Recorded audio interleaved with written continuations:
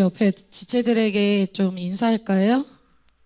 우리 오늘 주님 만나고 돌아가자 이렇게 인사합시다. 사무엘상 1장 10절부터 20절인데 저와 여러분이 같이 읽지 않고 제가 읽겠습니다.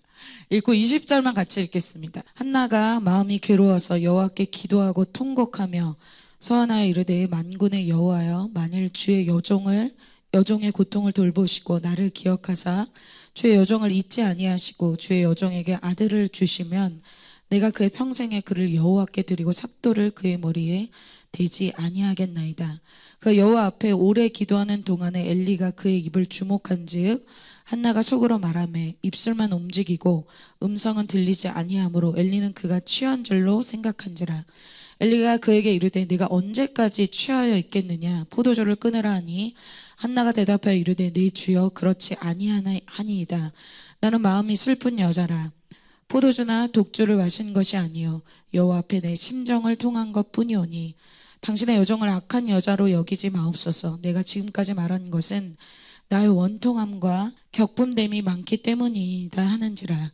엘리가 대답하여 이르되 평안히 가라. 이스라엘의 하나님이 내가 기도하여 구한 것을 허락하시기를 원하노라 하니 이르되 당신의 여종이 당신께 은혜 입기를 원하나이다 하고 가서 먹고 얼굴에 다시는 근심빛이 없더라. 그들이 아침에 일찍 일어나 여호와 앞에 경배하고 돌아가 라마의 집에 이르니라. 엘가나가 그의 아내 한나와 동침함에 여호와께서 그를 생각하신지라. 다 같이 읽겠습니다. 한나가 임신하고 때가 이름에 아들을 낳아 사무엘이라 이름하였으니 이는 내가 여호와께 그를 구하였다 함이더라. 아멘. 네, 오늘 개강 예배 말씀 제목 같이 한번 읽어볼까요? 네, 같이 한번 읽어보겠습니다. 시작. 자기 시대를 이기는 자가 되게 하실 주님을 찬양합니다. 오늘 같이 말씀 볼 텐데요. 어떤 그 시대를 뛰어넘는 사람들을 보면 그 사람의 어떤 생각 그리고 그 사람의 삶이 다르다는 것을 우리가 보게 됩니다. 그래서 어떤 사람이 정말 특별하다 할 때는 그 사람의 생각이 굉장히 다르고 또 그 사람의 반응이 또 남들과 다르고 그래서 그 사람의 삶 전체가 다른 차원의 삶을 사는 그런 사람들을 우리가 가끔 보게 됩니다. 그래서 우리가 비슷하게 사는 사람들을 대부분 생존형 사람들이라고 하잖아요. 그래서 그 시대 안에는 생존형 사람들도 있고 또 아까 얘기한 대로 차원이 다른 그런 삶을 사는 사람들이 공존하고 있습니다. 근데 오늘 우리가 보고자 하는 것은 이런 다른 차원으로 사는 사람들의 삶을 오늘 우리가 보고자 해요. 그래서 오늘 말씀의 제목처럼 자기 시대에 파묻혀서 사는 사람들이 아니라 생존을 위해 사는 사람이 아니라 자기 시대를 이기고 뛰어넘고 개혁하는 사람들을 우리가 오늘 보고자 합니다. 오늘 이스라엘 1세대부터 시작해서 이 사무엘 시대까지 올 때를 쫙 이렇게 볼 텐데요.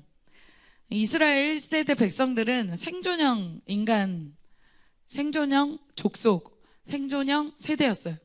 그래서 그들의 모든 토픽은 먹고 사는 문제입니다. 나 학교 어디 가지? 나중에 취업 언제 하지? 나 결혼 언제 하지? 모든 인생의 토픽이 다 그거예요. 그거 외에는 없어요. 그런데 2세대는 굉장히 특별하죠. 2세대는 그 차원을 뛰어넘습니다. 그래서 그들은 먹고 사는 문제의 광야에서 그들이 40년간 일생 동안 고민하던 문제를 고민하지 않아요. 그들은 그건 주님께 맡기고 가나안 땅의 강한 족속들을 진멸하는 그런 정복전쟁, 완전히 다른 차원의 인생을 사는 세대, 사는 민족을 우리에게 보여주고 있어요. 우리가 차원이 다른 삶을 이번 2025년 1학기에 살게 될 것을 기대합니다. 그래서 오늘 이렇게 땅을 개척하는 이스라엘 여호수아 2세대가 베이스 캠프, 오늘 저희가 이렇게 베이스 캠프 그림도 있는데 베이스 캠프를 마련해 줬어요. 그래서 베이스 캠프를 개척하고 그 땅을 점령하고 다 이 안악자손과 기골이 장대한 이 큰 가나안 족속들을 멸했죠. 그리고 나서 그 땅을 차지하고 나서 젖과 꿀이 흐르는 땅에서 가장 풍족한 때를 살고 있는 이 세대가 바로 이스라엘 2세대입니다. 그래서 이 세대는 가나안 땅에 이 개척 후에 어떻게 되냐면 더 이상 싸움을 싸우지 않습니다. 그 땅에서 여호수아를 아는 이 후손들이 있을 때는 여호와를 섬기기 시작했지만, 섬기는 것이 유지됐지만, 이제 더 이상 그들 다음 세대들은 누리고 안주하고 더 이상 개척하지 않는 세대가 도래합니다. 그래서 다른 차원으로 살던 사람들이 없어진 시대가 바로 오늘 우리가 보고자 하는 이 사무엘 시대라는 거예요. 더 이상 살림을 개척하거나 캠퍼스를 개척하거나 더 이상 하나님을 위해서 싸우는 세대가 사라진 세대가 바로 그리고 사사 시대가 이어진 것이 오늘 사무엘 이 시대입니다. 사사기 21장 25절에 사사 시대가 어떻게 마치게 되는지를 이렇게 얘기하고 있어요. 같이 한번 읽어볼까요? 시작. 그때에 이스라엘에 왕이 없으므로 사람이 각기 자기의 소견에 옳은 대로 행하였더라. 아멘. 그러니까 사사시대 전에는, 여호수아 시대에는 개척하고 하나님의 기적이 일어나고 말씀대로 행하는 그러한 놀라운 변화와 성장과 간증들이 있었어요. 그런데 그것이 딱 끊긴 세대, 바로 사사시대가 도래하고 그것이 이어져서 오늘 사무엘 이 시대가 되었다는 것입니다. 오늘 그 시대, 그 사무엘 시대에 대해서 먼저 보도록 하겠습니다. 근데 오늘 하나님이 그 시대마다 특징이 있어요. 자, 지난번에도 얘기했지만 여러분 요번에 2025년에 올라온 이 기수들이 있는데 이 기수들도 또 분위기가 있어요. 그래서 여러분 전 기수, 우리 상혁 형제님 기수, 그쪽 기수랑 또 그 선배 기수, 또 여러분 기수가 분위기가 다 달라요. 근데 오늘 이 시대의 이 분위기, 이 특징을 주님이 말씀하시는데 굉장히 독특한 방식으로 주님이 이 시대의 특징을 설명하십니다. 그것이 무엇이냐면 바로 여러분이 잘 아는 한나와 분인나와 그 엘리 제사장의 등장을 통해서 한 가지를 핵심적으로 얘기하고 있어요.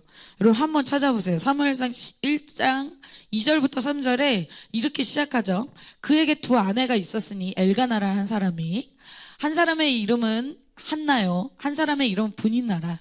분인나에게는 자식이 있고 한나에게는 자식이 없었더라. 3절.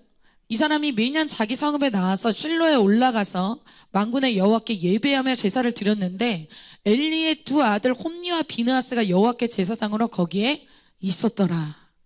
여러분 이 문장, 이 구절에서 얘기하는 핵심이 뭘까요? 권학사님 핵심이 뭘까요? 주요 골자가 뭘까요? 주요 골자는 자녀 이야기입니다.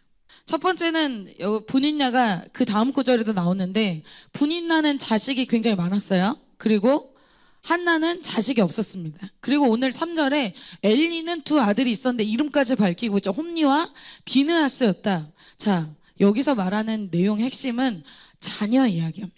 뭐 나 자녀 없는데 이게 오늘 주제가 왜 자녀로 돌아가죠? 갑자기 얼굴이 실망스러운데 여러분 그 얘기 아니에요. 자, 첫 번째, 분인나는 하나님을 대적하는 대적자로 나와요. 그러니까 세상적인 사람이에요.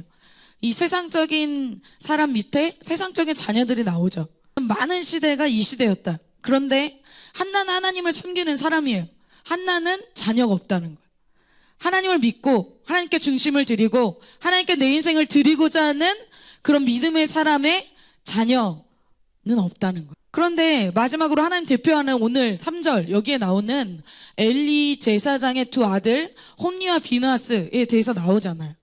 그 시대의 영적 리더의 대표격인 이 엘리의 두 아들 홈니와 비느하스, 엘리에 대해서 나오는데, 자, 이 가정은, 이 아들들은 하나님에 대해서도 알지 못하고 하나님의 이 예배를 완전히 멸시한, 망가뜨린 그런 악한 두 아들이었어요. 자, 그 시대 결론적으로 세상적인 자녀도 많고 종교적인 자녀도 많은데 영적인 실제 계승자가 없는 시대였다는 거예요. 모세는 여호수아를 세웠어요. 여러분 여호수아가 사는 날 동안에 리더들을 막 일으켰죠. 깨웠죠. 장로들이 여호수아가 사는 날 동안은 정말 여호와 앞에서 살았어요. 그런데 그 시대가 지나서 여호수아 시대를 지나서 사사 시대에는 사사들이 뭐 잠깐 나와요. 그런데 여호수아 같은 영적인 계승자가 더 이상 세워지지 않았습니다. 자, 여러분, 그래서 어떤 공동체, 어떤 민족, 우리나라도 지금 마찬가지인데, 여러분 어떤 그 민족이나 어떤 공동체의 가장 핵심 문제는 영적 계승자가 있느냐 없느냐라는 거예요. 그래서 이스라엘 1세대는 여러분 한번 생각해 보세요. 이스라엘 1세대가 무슨 신분이었어요? 처음에 노예 신분이었죠. 그리고 나서 광야로 들어갔어요. 완전 방랑자예요. 유목민으로 정착하지 못한, 정말 고생하면서 살았어요. 자, 그리고 2세대로 넘어가자. 2세대는 젖과 꿀이 흐르는 땅이고 이전에 경험하지 못한 풍부함을 경험한, 자기가 노력하지 않은 성읍, 노력하지 않은 것들을 정말 많이 받은 세대가 2세대. 가장 많이 받고 가장 많은 걸 경험한 세대가 2세대라는 거예요. 영적으로는 정말 여호수아 같은 리더를 받고 같이 기적도 경험했죠. 전성기, 이스라엘의 전성기를 봤던 사람들이 2세대라는 거예요. 그런데 지금 모습이 어때요? 지금 사무엘 시대의 그 시대에는, 지금의 시대에는 하나님을 위해 살고자 하는 뜨겁게 일어나는 영적 리더들이 없다는 거예요. 오히려 타락의 길로 가고 있어요. 누구조차? 엘리 제사장의 아들조차도 그렇다는 거예요. 그러한 시대가 오늘 어떻게 표현되냐면 바로 한나를 통해서 표현되죠. 사무엘상 1장 6절에 이렇게 얘기합니다. 여호와께서 그에게 임신하지 못하게 하심으로. 바로 이런 영적 불임, 영적인 다음 세대가 나타나지 않는 것처럼 한나의 삶에서 영적인 다음 세대 자녀가 없는 것처럼 자신의 자녀가 없는 채로 주님이 두셨다는 겁니다. 근데 여러분, 임신하는 것은 어떻게 보면 굉장히 자연스러운 일이에요. 남들에게 그냥 잘 되는 일, 그냥 자연스럽게 일어나는 일, 뭐 캠퍼스에 학교 가듯이, 내가 직장을 가듯이, 어떻게 보면 결혼하듯이 어떤 그러한 좀 자연스러운 일이라는 거죠. 그런데 한나는 그 자연스러운 것이 막혀 있다는 거예요. 잘 안 되고 있다는 거예요. 남들은 그렇게 막 힘들지 않은 것 같은데 내 삶에는 뭔가 브레이크가 걸리고 내 삶에는 남들과 다른 인생들이 펼쳐지는 그러한 지금 시즌에 있다는 거예요. 여러분, 그때를 겪으시는 분들은 기억하셔야 됩니다. 하나님의 또 다른 계획이 있다는 것입니다. 어떤 계획이에요? 선한 계획, 크신 계획이 있다는 거예요. 하나님을 향해서 미지근한 이 시대 속에서 자기 옳은 대로, 말씀대로 살지 않는 큰 흐름이 그 시대를 덮고 있었어요. 영적 공기가 다 그런 공기였어요. 자기를 위해서 사는 그 시대 속에 한나가 불임을 경험하고 있다는 겁니다. 과거의 믿음의 선배들은 몰라도 나는 그렇게 살고 싶지 않아, 그렇게 말하는 시대가 바로 이 사무엘 그 시대의 모습이었다는 거예요. 그런데 옆에 있는 분인나가 가만히 있는 것이 아니라, 아까 말씀 구절 한 번 더 보여주시면 분인나가 이 한나를 격분케 하는 거예요. 너무 고통스럽게 하는 거예요. 자, 왜? 그 시대에 진짜 중요한 가치가 뭐였냐면 바로 자녀였기 때문이죠. 그 자녀는 자신의 삶의 명예, 미래, 안정감, 모든 것을 다 얘기해 줬습니다. 그래서 그 시대에 아주 중요한 가치, 중요하게 여기는 것이 이 한나에게 없었다라는 거예요. 그래서 여러분, 이스라엘 사회에서 자녀가 많다는 것은 하나님의 축복을 상징했습니다. 그리고 가문의 대를 잇는 것이었잖아요. 그래서 이 미래이기도 했죠. 그리고 자녀가 있다는 것은 경제적인 안정이 보장된다는 거였어요. 그렇기 때문에 자녀가 있다는 것 자체가 내 미래가 밝다, 이렇게 볼 수 있다는 거죠. 자기 삶에 안정이 되었다. 그리고 자기의 삶에 자랑이 있다. 명예가 있다. 그런데 반대, 지금 한나의 미래는 불투명한 거예요. 자기가 원했던, 계획했던 삶이 아니에요. 사회적으로 낮게 평가받을 수밖에 없는 지금의 상황이라는 거예요. 그래서 고대 시대에 이때 가장 중요한 가치는 자녀였다는 거죠. 그렇다면 여러분 시대에 가장 중요한 가치가 자녀입니까? 그렇지 않죠. 지금 시대는 오히려 자녀를 낳지 않고자 하잖아요. 지금 시대는 오히려 내 자신이 가장 큰 우상이에요. 내 생각, 내 느낌, 내 감정, 내 가치, 내 편안함, 내 안정감, 이걸 침해하면 어때요? 건드리지 마. 그래서 지금은 자녀보다 더 큰 중요한 가치는 내 자신이에요. 내가 우상이에요. 그래서 내 쾌락이 너무 중요해요. 그래서 여러분, 미디어에 중독되고 핸드폰에 중독돼서 못 빠져나오잖아요. 도파민 중독이 돼서 막 릴스랑 숏폼에 푹 빠져도 헤어나오지 못하잖아요. 그리고 정보를 너무 중요하게 생각해요. 정보력이 많은 사람으로 보여지고 싶어요. 그러니까 유튜브를 끊지를 못해요. 나 자신이 어떻게 보여지냐, 내가 어떤 느낌을 갖고 있고 내가 어떤 사람으로 어필되느냐, 이게 너무너무너무 중요한 시대예요. 여튼 이 자녀 문제, 그 시대에 정말 중요하게 여기는 문제들을 한나에게는 허락하지 않으셨다는 거예요. 이 특별한 사건, 이 특별한 문제가 어떻게 되냐면 이 시대의 문제를 오히려 역으로 해결하시는 특별한 사건이 됩니다. 두 번째, 그 시대의 영적 돌파에 대해서 마지막으로 보겠습니다. 그런데 여러분, 입장 바꿔 생각하면 여러분의 뭐 입시가 잘 안 되거나 여러분의 진로나 어떤 부분들이 좀 막힐 때 여러분 어때요? 쉽지 않죠. 영적인 부분도 또 실제적인 부분도 이런 어려움이 생길 때, 여러분은 어려움이 생길 때 어떻게 하십니까? 대부분 어려움이 생기면 도피하기 위해서 미디어로 숨거나 아니면 대사십니까? 이걸 돌파해야 된다. 자기 나름대로의 어려움이 올 때 돌파 방법이 있다는 거야. 그런데 여러분, 모든 사람이 이렇게 생각해요. 누구라도 이 문제가 있었으면 나처럼 반응했을 거야 라고 얘기해요. 그런데 조금은 좀 오버해서 비유를 하자면 꼬마의 앞에 무릉덩이가 있어요. 그 무릉덩이는 꼬마의 앞에는 정말 힘든 문제지만 어른들은 그냥 점프하면 되는 거예요. 자, 그 문제가 어렵고 힘들게 느껴지는 것은 내가 그 문제보다 사실은 약하기 때문입니다. 내가 강해지면 그 무릉덩이는 사실은 아무것도 아니에요. 자, 그 얘기는 내가 어떤 문제를 돌파할 수 있다는 것은 사실 그 문제보다는 더 강하게 될 때 돌파할 수 있다는 것입니다. 자, 내가 어떤 문제가 돌파가 안 된다면 어떤 거겠어요? 내가 그 문제가 생길 때 또 어려졌어. 또 넘어졌어. 왜 그럴까요? 또 심각해지고 그것 때문에 심각해지고 우울해졌어. 아직 그 문제보다는 내가 약하기 때문이죠. 그리고 오늘 중보기도 때 우리 송하사모님이 기도를 잘해주셨는데 강한 자를 결박하지 않고서 어떻게 그 세간을 늑탈하겠느냐. 강한 자보다 내가 더 강할 때 변화가 일어나고 돌파가 일어나겠죠. 근데 여러분이 지금 내 삶이 좀 지지부진해. 나는 몇 년 동안 이 문제에 계속 갇혀 있어. 약하다는 의미입니다. 그래서 약하다는 의미는 내가 항상 그 문제가 어떤 문제가 딱 생겼을 때 그 문제 앞에서 나의 반응, 나의 생각이 똑같다는 거예요. 자, 오늘 한나는 어떻게 그 문제를 돌파하는지를 우리에게 정답을 얘기해주고 있어요. 아주 명쾌하게. 첫 번째는 미디어를 선택했고 뭐 자해를 선택하는 사람도 있고 죽는 걸 생각하는 사람도 있어요. 여러 가지 생각합니다. 그런데 한나는 어떻게 했다는 거예요? 기도하기 시작했다는 거예요. 우리의 마음의 괴로운 문제를 가지고 어떻게 했냐면 기도했다는 거예요. 10절입니다. 같이 한번 읽어볼까요? 시작. 여러분 어떻게 하십니까? 막 괴로워하고 막 통곡이 나오는데 막 핸드폰 보면서 눈물 막 흘리면서 그렇게 하십니까? 아니면 기도실에 가서 무릎을 꿇으십니까? 자, 엘리 제사장에게도 자녀 문제가 있었어요.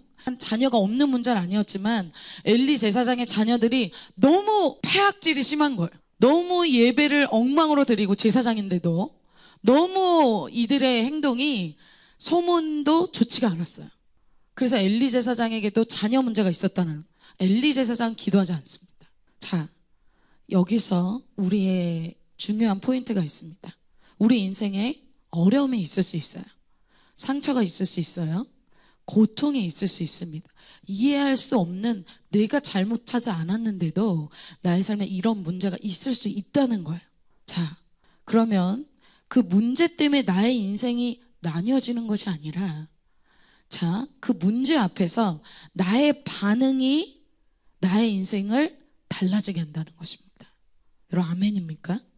그 문제가 어렵기 때문에 내가 어려운 것이 아니라 그 문제에 대한 반응을 내가 다르게 하면 나의 인생이 달라질 수 있다는 거예요. 돌파될 수 있다는 거예요. 저는 22살 때까지 23살 초반까지 우울증 환자처럼 살았습니다. 지금으로 치면 병원에 다녔을 것 같아요. 그래서 아침에 간증을 많이 했는데 이런 창문에 햇빛이 쫙 이렇게 뜨면 아, 언제 죽을까 그 생각을 많이 했어요. 아, 할머니가 돼서 죽느니 지금 죽는 게 낫겠다. 소망이 없어요. 그런데 제가 기도를 하기 시작할 때 제 인생이 역전되는 것을 경험한 적이 23살 때입니다. 그래서 저는 기도의 능력을 정말 믿습니다. 자, 이 시대의 문제를 누구를 통해서 해결하시냐면 한나를 통해 해결하시죠. 왜? 한나가 기도할 것을 아셨기 때문입니다. 한나는 신앙 경력이나 직분이나 뭐 이런 게 뭐 뛰어나지 않았던 것 같아요. 그런 게 잘 안 나와요. 그런데 한나에게 있어서 제사장도 아니에요. 그냥 한 여인이에요. 무명의 여인. 한나 뭐 이런 족보도 안 나와요. 엘가나는 나오는데 한나는 안 나와요.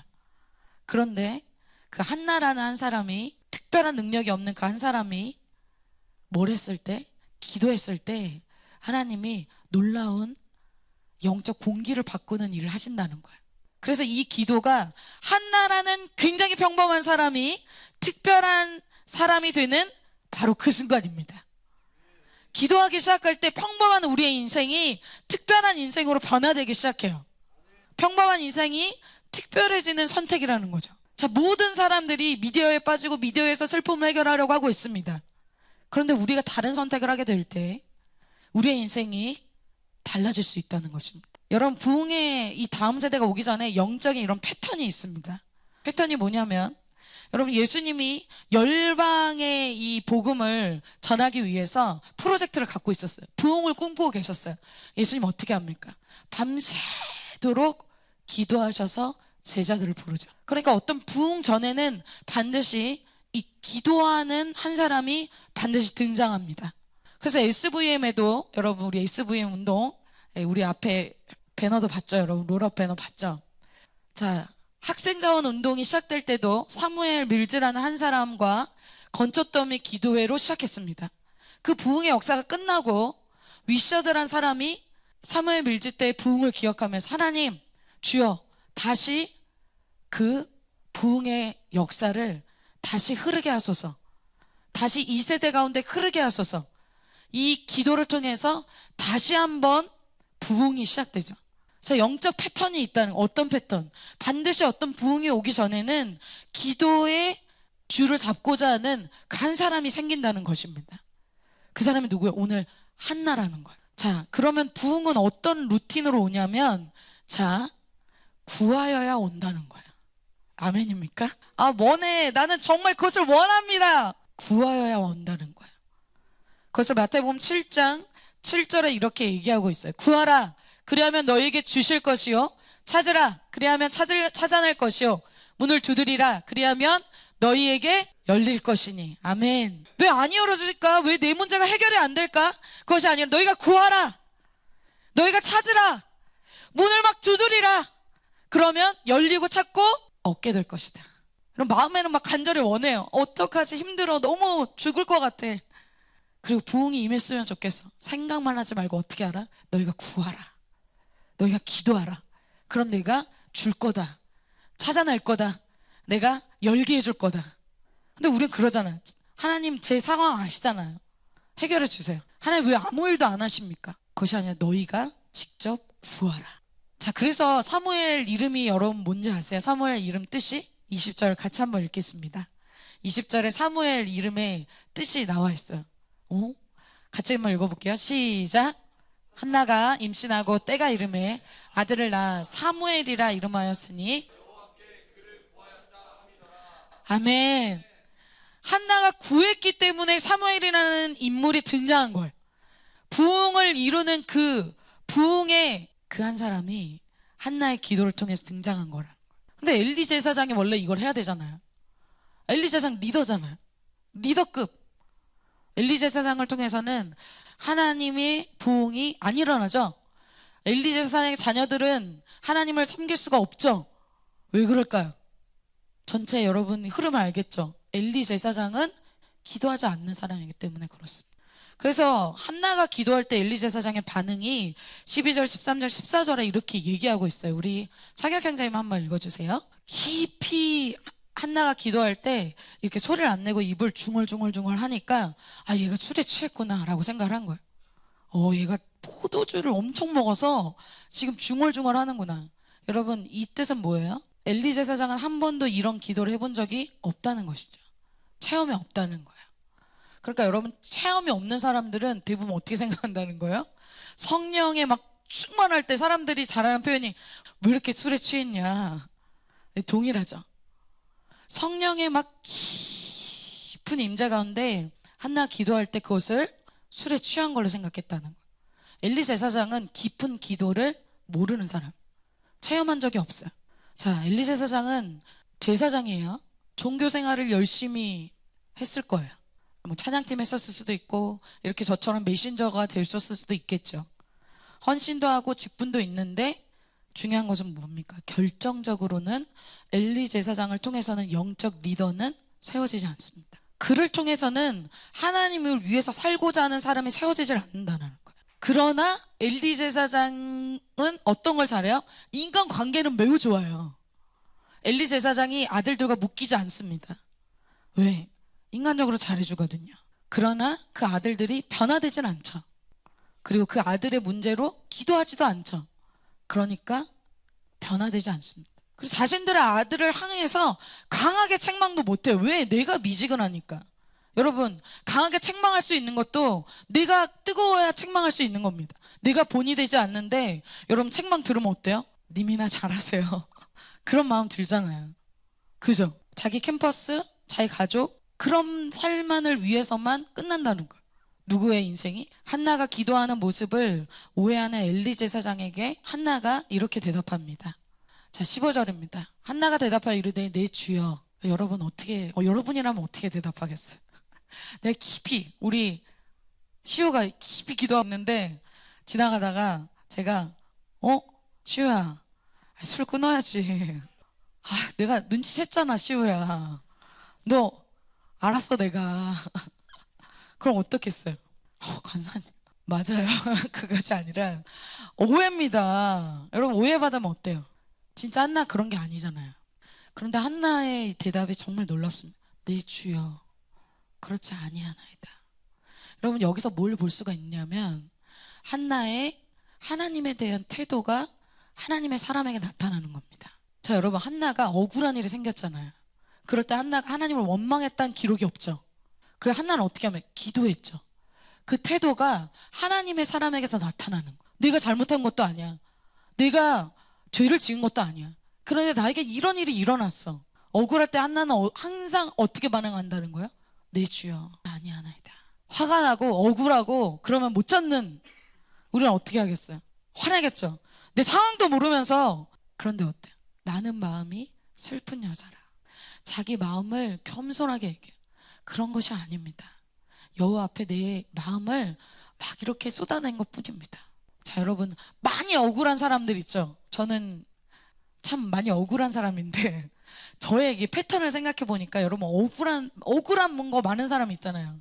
막 표정도 억울하다, 말투도 억울하다, 억울한 사람이 억울한 것이 항상 많은 사람들, 그런 사람들은 대부분 이 고아 같기 때문입니다.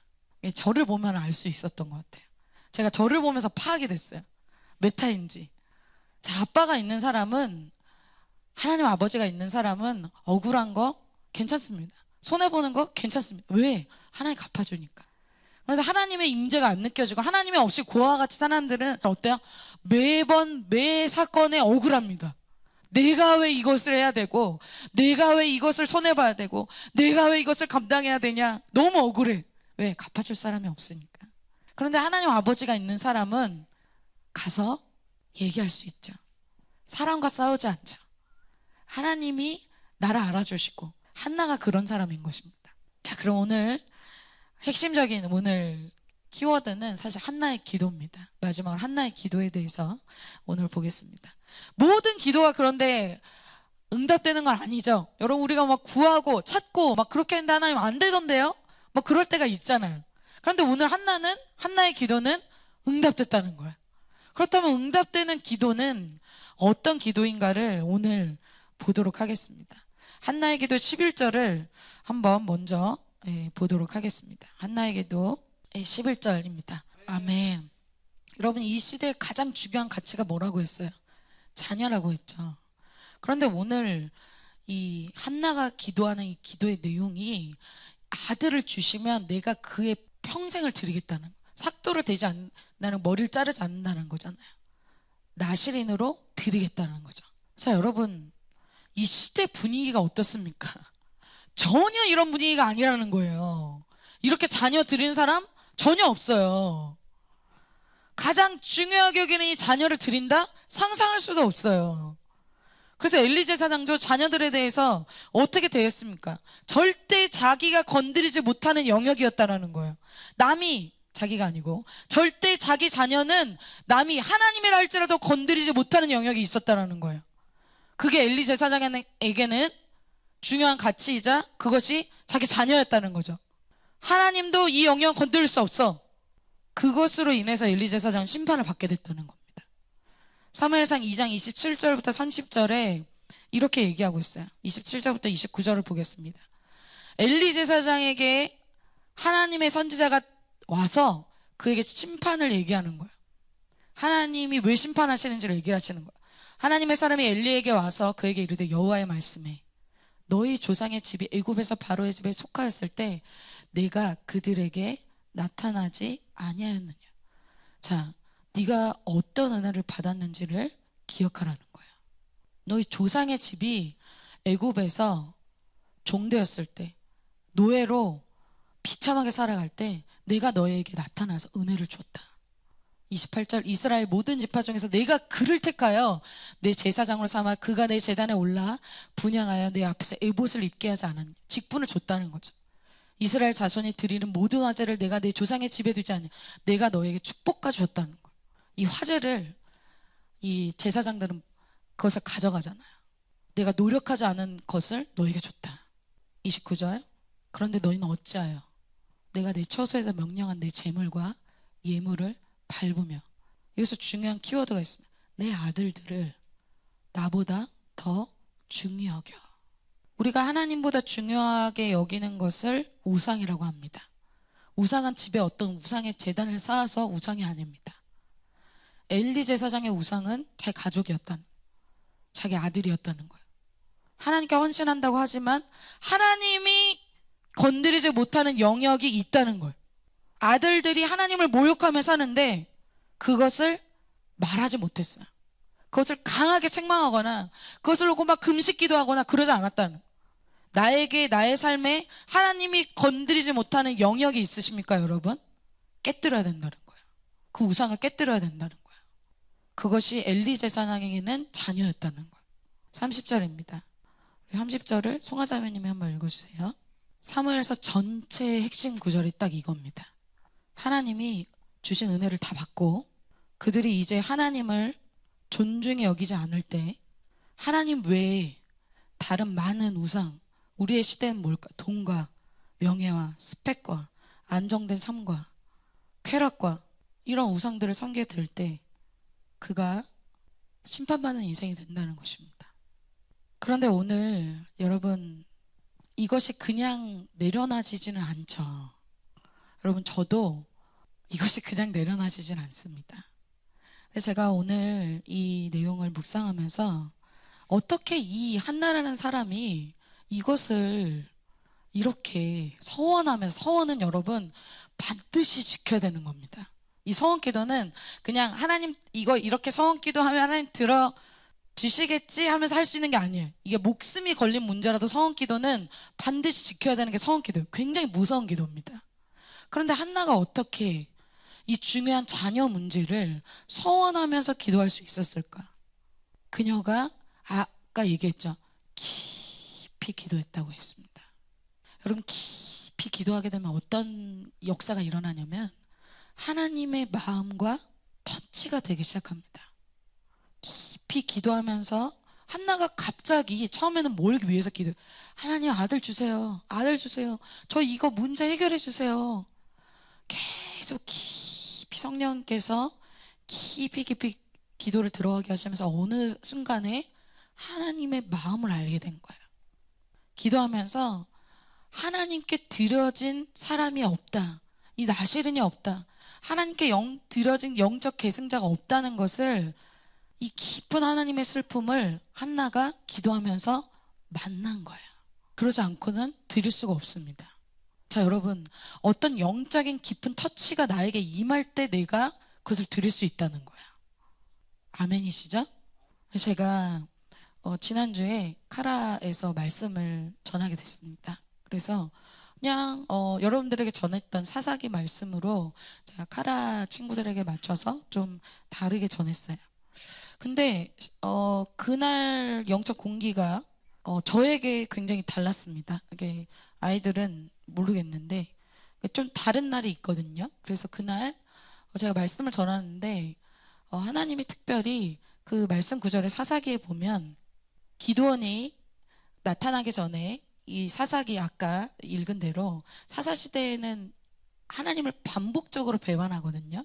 그 부분에 대해서 갑자기 나누는데 원고에 쓰지 않은 것들을 하나님이 갑자기 뭐라고 설명해야 될지 모르겠어요. 이게 그냥 부어진다라는 표현이 맞는 것 같아요. 하나님의 깊은 슬픔이 저에게 임하기 시작했어요. 그래서 제가 성령의 임재를 느끼면서 설교를 하기 시작했습니다. 그런데 하나님의 어떤 임재였냐면 깊은 슬픔이었어요. 이 말씀을 전하는데 저에게 깊은 슬픔이 올라오는 거예요. 눈물이 흐르기 시작하는데 주체가 안 되는 거예요. 그런데 그게 무슨 구절이었냐면 또 이스라엘이 여호와의 목전에서 여호와를 배반하고 여호와를 버린 것에 대해서 얘기를 하고 있었어요. 여러분 왕따를 당해본 적이 있으십니까? 누구한테 외면당한 경험이 있으세요? 부모님이라든지 선생님이라든지 친구라든지 기분이 너무 안 좋죠? 너무 긁히죠? 너무 큰 스크래치죠? 그런데 어때요? 온 민족 전체가 그랬다는 거예요. 온 민족 전체가 하나님을 향해서 등 돌렸다는 거예요. 그걸 나누기 시작하는데 제가 설교를 하는데 눈물을 닦을 수 없을 만큼 너무 심하게 눈물이 나서 도저히 이게 주체가 안 되는 거예요. 하나님의 마음이 저에게 막 쏟아지는데 하나님의 마음이 저에게 터치가 되는데 제가 서 있을 수 없을 정도로 제가 말을 못 이을 정도로 눈물이 쏟아지는 거예요. 여러분 하나님의 슬픔을 느껴보신 적이 있습니까? 저는 있어요. 재유 씨가 시작하기 전에 제가 MW들하고 지난번에 이 여행은 계획이 없어. 노 플랜이야. 그래가지고 너무 바빴어가지고 야 그냥 저는 제이지만 저는 최강 제인데 그냥 오늘은 피야. 그래가지고 성령께서 인도하신 대로 여행 가자. 그랬는데 신기하게 제가 우리 해가 뜨는 곳 어디였죠, 찬희 형제님? 강릉과 정동진에 갔습니다. 정동진이 제가 제이유 씨 이렇게 생기기 전에 주님을 성령께서 굉장히 특별하게 저를 만났던 장소예요. 근데 거기에 그 숙박했던 그 장소가 있는데 거기도 저희 어머니가 피셔서 계획하지 않은 곳에 가서 묵었던 곳이어서 주소를 제가 잘 몰랐어요. 근데 이제 저희 MW랑 가다가 길을 잘못 들었어. 여기가 어딘지 모르겠어. 근데 그 숙소 앞에 간 거예요. 제가 제이유 씨가 생기기 전 그 성령께서 만나주신 거기서 그때 주님께서 깊은 슬픔을 저에게 주시면서 새벽에 오늘 이 화면처럼 이런 밤에 저에게 방문하셔서 잠을 안 재우시면서 저에게 하신 음성이 있어요. 뭐였냐면 캠퍼스에 십자가 지는 사람이 없다는 거예요. 그 한마디만 계속 반복해서 하셨어요. 캠퍼스에 십자가 지는 사람이 없어요. 절대 강압적인 음성이 아니에요. 그냥 하나님의 감정을 얘기하신 거예요. 제가 잠을 이룰 수가 없는 거예요. 깊은 슬픔이 느껴져서. 그래서 그때에 제가 하나님께 고백한 게 있어요. 하나님 제가 부족하지만 그 사람 되고 싶습니다. 근데 다시 한번 제가 지난주에 다시 그 하나님의 슬픔이 느껴지는 거예요. 모든 세대가 나를 버렸다. 기도 인도를 제대로 못했어요. 혼자 펑펑 울고 좀 창피했어요. 콧물 눈물이 다 나와서 이게 주체가 안 돼서 그냥 혼자 막 흐느끼다가 나왔는데 차를 타고 가면서 계속 울었어요. 하나님의 마음을 알아주는 사람이 이 시대에 누가 있을까? 우리의 마음은 하나님이 알아주시잖아요. 하나님 마음은 한나가 기도할 때 하나님 마음을 만나게 된 거죠. 하나님 마음과 접촉되면 그것은 절대 강압적이지도 그것은 절대 억지도 아닙니다. 여러분 은혜 받아 보셔서 아시죠? 그냥 내가 좋아 선택하는 거예요. 그래서 한나가 드릴 때는 억지로 막 하나님 두려워서 하나님 혹시나 주실 것 같으니까 그냥 하나님 눈치 봐서 또 좀 미안하니까 드린 게 아니에요. 정말 willingness, 너무 좋아서 드린 거예요. 그 시대마다 엘리 제사장, 하나님 이거 건드리시면 안 돼요. 내 영역이에요. 아니에요, 안 돼요. 그런 영역을 한나는 기꺼이 자원함으로 드렸다는. 어떨 때? 깊이 기도할 때, 성령의 터치를 받을 때 우리가 주님께 드릴 수 있게 됩니다. 그래서 이 한나의 기도는 첫 번째는 어떤 기도냐? 시대를 돌파하는 기도라고 할 수 있어요. 그 조그만 가정 그리고 캠퍼스 그 시대를 변화시킬 수 있는 것은 어때요? 아까 얘기했죠. 그 흐름보다 내가 더 강할 때 그것을 변혁시키고 개혁시킬 수가 있어요. 자, 그 시대에 강하게 붙잡고 있는 것이 자녀 문제죠. 엘리 제사장도 그 자녀 문제에서 헤어나오질 못했어요. 그 육신의 문제에서 헤어나오질 못했다는 거예요. 그 자기 존을 깨뜨리지 않았다라는 거예요. 그런데 한나가 깊이 기도할 때 이것이 돌파되기 시작했다는 거예요. 기쁘게 돌파되기 시작했다는 거예요. 억지로 강압적이 아니라 내가 원해서 하기 시작했다는 거예요. 여러분, 반대인 경우는 어때요? 우리가 영향력이 있으면 다른 사람을 막 변화시켜요. 가정을 변화시켜요. 캠퍼스 변화시켜요. 나라가 지금 2030 때문에 들썩들썩하고 있죠. 여러분, 20들이 지금 나라 바꾸고 있어요. 영향력이죠. 그런데 반대인 경우 어때요? 영향을 받는 거죠. 내 캠퍼스 가서 저렇게 살아야겠다. 캠퍼스 사람들 보니까 막 자유로워. 막 쾌락적이야. 와, 나 저렇게 살아야겠다. 영향을 받는 겁니다. 아까 얘기했죠. 생존 차원으로, 쾌락 차원으로 1차원적으로 사는 거예요. 그 다음 차원으로 못 가는 거예요. 그런데 오늘 보석 같은 한 사람이 나타나는데 바로 한나라는 거예요. 그 시대의 흐름을 끊어버리는 거예요. 깨뜨려버리는 거예요. 완전히 반대로 가는 거예요. 그런데 이런 한나가 있기 때문에 사무엘이 있는 것입니다. 그럼 우리가 지난번에 양화제나 갔죠. 양화제나 가서 20, 30대 정말 놀라운 우리나라에 들어온 많은 선교사님들 봤습니다. 그 중에 특별히 우리 보건계열 친구들이 많아서 잘 알겠지만 로제타 홀, 너무나 특별한 인물을 봤죠. 여러분, 로제타 홀이 의사였습니다. 그런데 자기 나라에서 잘 먹고 잘 살 수 있어요. 내려놓고 조선이라는 아주 초라한 땅에 왔습니다. 그런데 이런 로제타 홀과 같은 자기를 희생하고 버린 사람, 자기의 인생을 어떻게 보면 내어드린 사람, 그 사람을 통해서 누가 일어납니까? 김점동, 우리나라 최초의 여의사, 남편과 결혼해서 박점동이라고도 하고 에스더라고도 하죠. 그 사람이 미국에 가서 한국에, 여러분 바꿔서 생각해 보세요. 여러분이 첫 한국의 여의사가 됐어요. 한국의 첫 남자 의사가 됐어요. 그냥 미국에 살고 싶겠죠. 이제 영어도 잘하고 자기가 이제.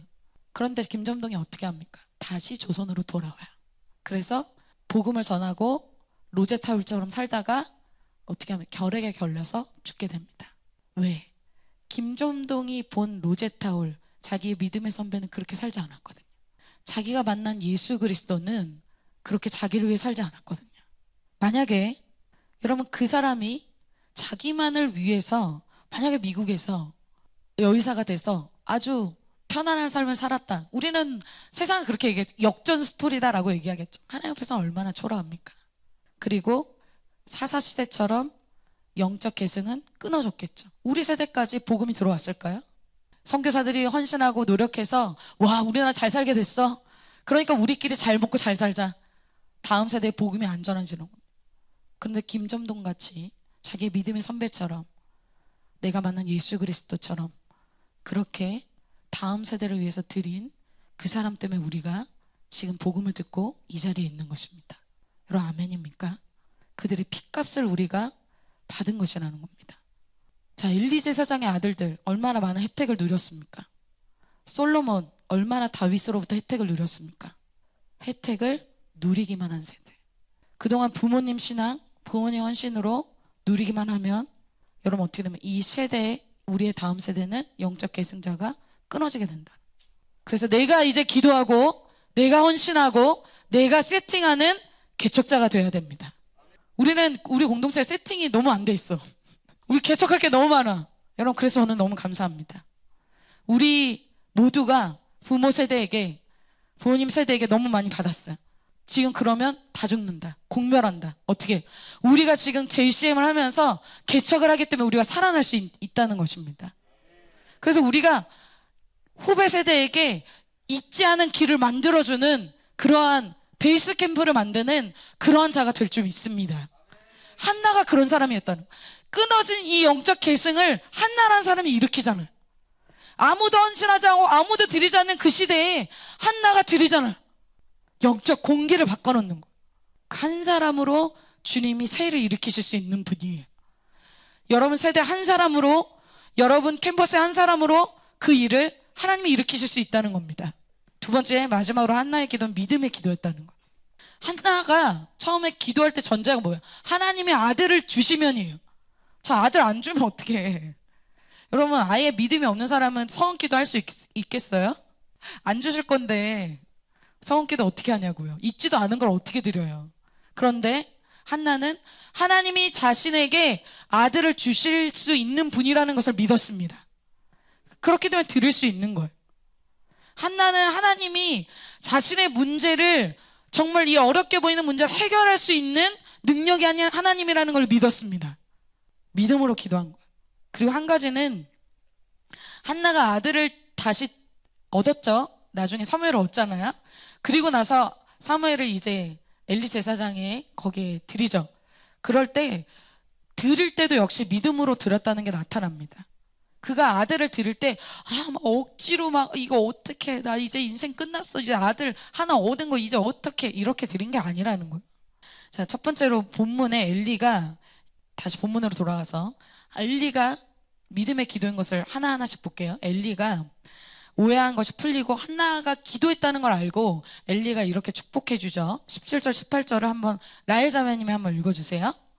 아멘. 자, 한나가 기도하면서 어떤 기도가 된 거예요? 지금 엘리가 내가 기도하고 구한 것을 허락하시기를 원하노라, 엘리 제사장 말에 갑자기 기뻐진 거예요? 그게 아니죠. 자, 당신의 여정이 당신께 은혜기를 원하다이다 하고 가서 얼굴빛이 딱 바뀌었어. 왜? 기도하면서 믿음이 들어왔어. 하나님이 나 아들 주신다. 첫째로 이제 그녀가 믿음의 확신대로 아들 주실 거 믿었잖아요. 아들 주시면 드리겠다. 그 믿음대로 하나님이 응답해 주실 거 믿었어요. 그리고 드릴 때 그녀가 사무엘상 2장 5절 6절에 이렇게 얘기합니다. 드리고 나서 그녀가 하나님을 찬양하면서 한 기도 내용이에요. 같이 한번 읽어볼까요? 시작. 풍족하던 자들은 양식을 위하여 품을 팔고 줄이던 자들은 다시 줄이지 아니하도다. 전에 임신하지 못하던 자는 7을 낳았고 많은 자녀를 둔. 아멘. 자, 이 기도는 사무엘을 낳고 그리고 나서 사무엘을 드렸을 때 한나가 한 기도예요. 자, 여기서 임신하지 못하던 자는 7을 낳았다는 건 7이라는 건 완전수죠. 완벽하게 하나님이 필요한 자녀들을 하나님이 나에게 주실 것이라는 거예요. 어떻게? 내가 사무엘을 드려도 하나님이 또다시 나에게 자녀를 주실 것이다라는 것을 믿은 것입니다. 여러분, 내 인생 드릴 때, 와, 내 인생 이렇게 캠퍼스 드리면 나 이제 어떻게 되는 거 아니야? 내 인생 어떻게 망하는 거 아니야? 그러면서 드린 게 아니라는 거예요. 하나님이 나에게 아들을 주셨다면 그 아들을 주신, 지금까지 나를 인도하시고 응답하신 그 하나님께서 나의 인생의 이후에도 신실하게 완벽하게 채워주실 것을 믿는 믿음이 한나에게 있었다는 거예요.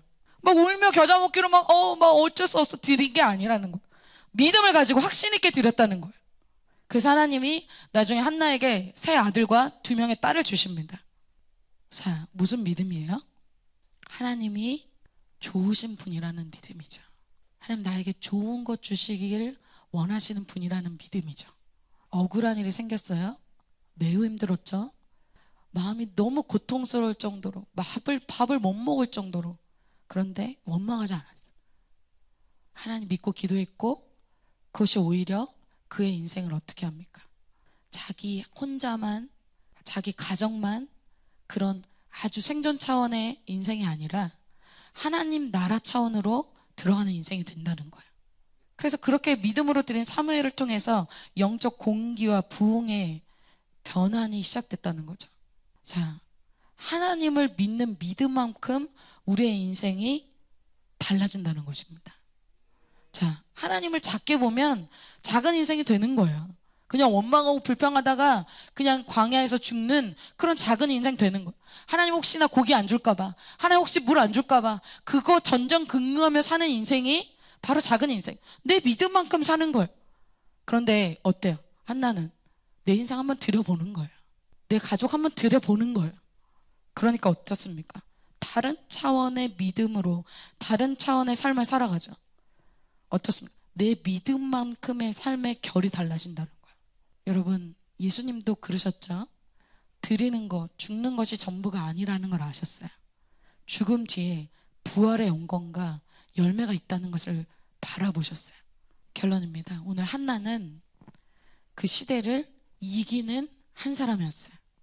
능력으로, 힘으로 이긴 게 아니에요. 어떤 말을 잘해서, 스피치를 잘해서 이긴 게 아니에요. 믿음으로 이긴 거예요. 특별히 그가 믿었기 때문에 기도할 수 있었죠. 하나님이 이 문제를 해결할 수 있다는 믿음이 그녀에게 있었어요. 여러분, 믿음 때문에 기도하시길 축복합니다. 기도 시간을 채우기 위해서 하는 게 아니에요.